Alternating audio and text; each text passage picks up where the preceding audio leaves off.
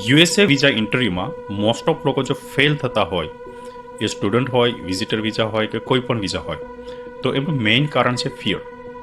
હવે અમે અમારા ક્લાયન્ટ અને જે સ્ટુડન્ટ ઇન્ટરવ્યૂ માટે જતા હોય તો એ લોકો સાથે અમે પ્રેક્ટિસ કરીએ અને કન્ક્લુઝન અમે જોયું છે તો લોકોને ફિયર હોય છે.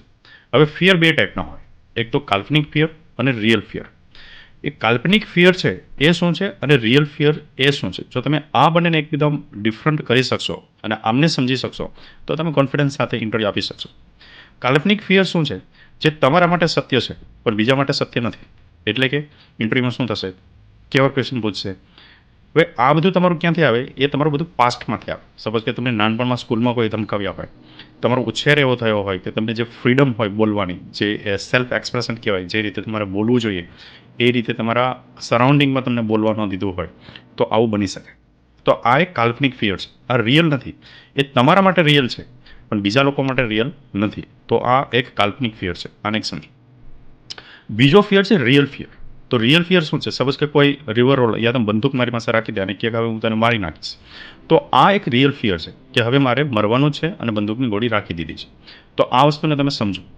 હવે તમે ઇન્ટરવ્યૂ માટે જાઓ છો તો તમને જે ફિયર છે ને એ કાલ્પનિક ફિયર છે, રિયલ ફિયર નથી.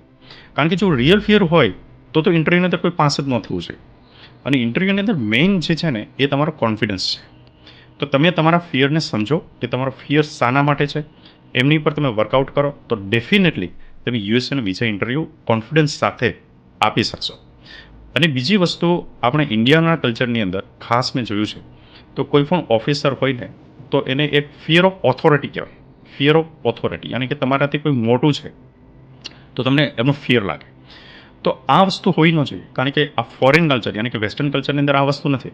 કારણ કે તમારા જે દિમાગની અંદર આવે છે તો તમે એને કોઈ પણ રીતે ગમે તે વ્યક્તિને કહી શકો. હા, એનો કહેવાનો જે લહેજો હોય છે એકદમ પોલાઇટ હોય છે પણ તમે કહી તો શકો છો.